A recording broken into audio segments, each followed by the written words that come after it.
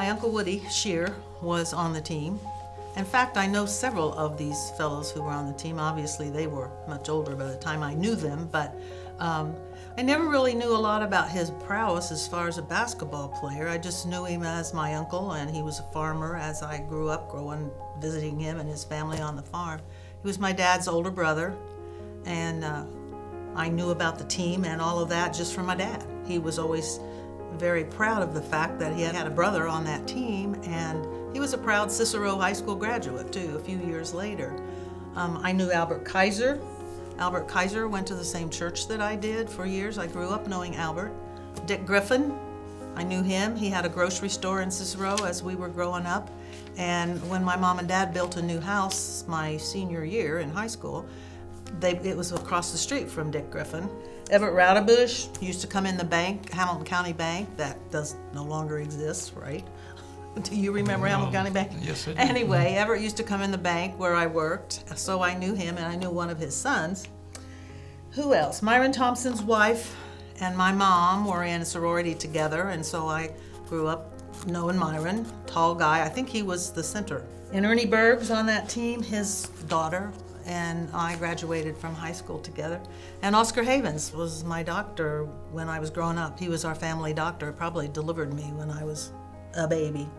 Howard Sowers, I knew Howard Sowers too. He is the father of an aunt of mine by marriage. Well, my uncle was Wayne Kellum, but I did hear stories of Wayne being on the basketball team, how the community really loved backing the basketball team. I think Cicero had, around 50 students in their whole school, so. But anyway, it was quite an honor. I know several of the people that Vicki just mentioned. I remember Dr. Havens because I usually had to have a shot when I went there, and I dreaded that. So, like you said, Cicero had like 50 students, and you've got this team that goes to the state finals. There were 16 teams in the state finals back then, and Cicero was doing really well until they ran into Newcastle, who beat them. A full house at Butler now is only 9,100, or right at that. There were 15,000 fans at Butler, what'd they call it back then? Butler Stadium, I think. And Cicero, to play in that big area, when you remember what Cicero gym looked like, to think about those boys going down there and playing in that big stadium probably was a little, frightening? Is that a good word? They had 767 teams in the tournament, and I don't know if I don't remember it, but they had center jump after every point was scored. So if you had a tall center, and back then I think the centers were 6'1", maybe 6'2", where now we've got 7-foot high school centers. But they changed the law or the rule on center jump in 1938. Where they take the ball out of bounds after every possession. And that's why they had a lot of scores that were 20 to 15 or... There was no overhead or jump shot back then.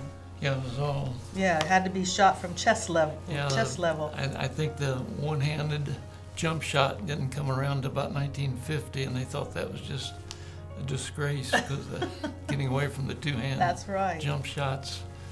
Said a rule enforced up until this time was shooting with both hands from knee level with both feet flat on the floor.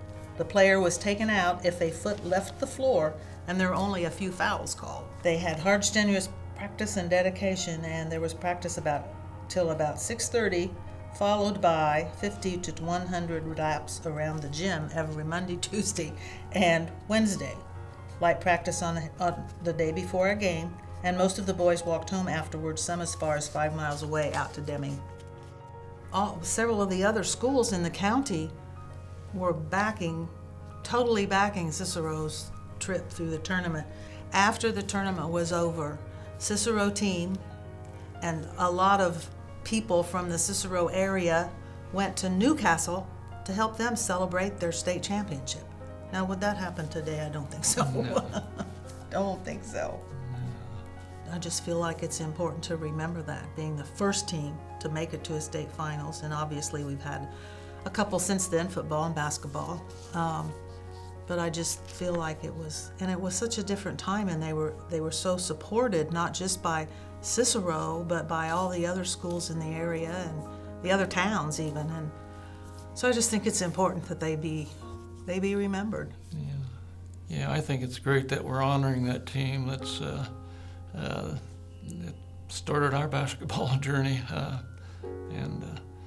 and it's really great because we know most of the team members. But no, I just think it's a great look back in history to honor that team.